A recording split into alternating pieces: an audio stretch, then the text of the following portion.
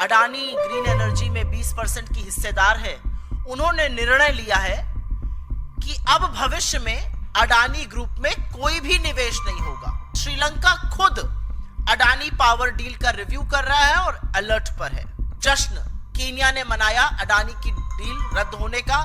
एक हिंदुस्तानी कंपनी ने इस तरह हमारा सिर शर्मसार किया।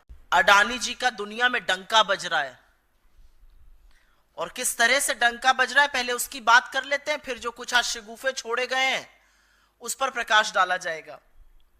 फ्रांस की बड़ी कंपनी है टोटल एनर्जी, दुनिया की 7 बड़ी एनर्जी कंपनीज में से एक है। अडानी ग्रीन एनर्जी में 20% की हिस्सेदार है। उन्होंने निर्णय लिया है कि अब भविष्य में अडानी ग्रुप में कोई भी निवेश नहीं होगा। यह निर्णय भ्रष्टाचार, घूसखोरी, जालसाजी के जो आरोप लगे हैं अमेरिका में, उसके चलते किया गया है। ये उनकी प्रेस रिलीज में है कि हमारी जीरो टॉलरेंस है भ्रष्टाचार को लेकर। तो टोटल एनर्जी ने आगे आइंदा निवेश ना करने की ठानी है। यह फ्रांस से कहानी आ रही है।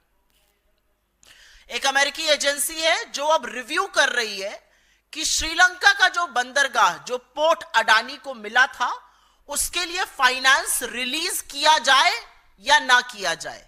करीब $553 मिलियन का करार है, वो किया जाए या ना किया जाए।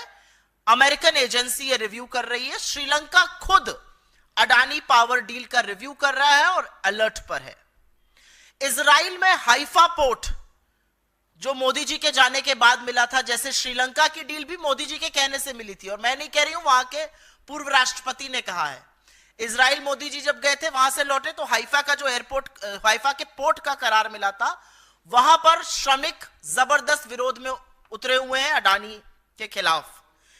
कीनिया के राष्ट्रपति ने तो सदन में बताया कि एयरपोर्ट की और पावर की डील को हम रद्द करते हैं, और हम सबका सिर शर्म से झुका। जिस तरह का जश्न कीनिया ने मनाया अडानी की डील रद्द होने का। एक हिंदुस्तानी कंपनी ने इस तरह हमारा सिर शर्मसार किया। कीनिया में भी मोदी जी की कृपा से ही कॉन्ट्रैक्ट मिला था, यह बात वहां के पूर्व राष्ट्रपति ने बताई थी। बांग्लादेश की कोर्ट ने अडानी पावर डील के जांच के आदेश दिए हैं। ऑस्ट्रेलिया में पहले ही अडानी के खिलाफ जबरदस्त घोर विरोध और प्रदर्शन चल रहा है। स्विट्जरलैंड ने अडानी से रिलेटेड, उनसे संलग्न करीब 2617 करोड़ रुपए फ्रीज कर दिए हैं जालसाजी और हेराफेरी के आरोपों के बीच में। अमेरिका में तो डंका ऐसा बज रहा है कि वारंट इशू हुए हैं। तो हर ओर अडानी घिर रहे हैं, सिवाय हिंदुस्तान के। हिंदुस्तान में वो सेफ रहेंगे क्योंकि यहां पर नरेंद्र मोदी जी के रहते हुए उनका कोई बाल से बाका नहीं कर सकता है। यहां असलियत यह है कि एजेंसियां मूक दर्शक बनी रहेंगी, वरना इतने संगीन, इतने गंभीर आरोप लगने के बाद आज तक, अभी तक उनकी गिरफ्तारी हो जानी चाहिए थी।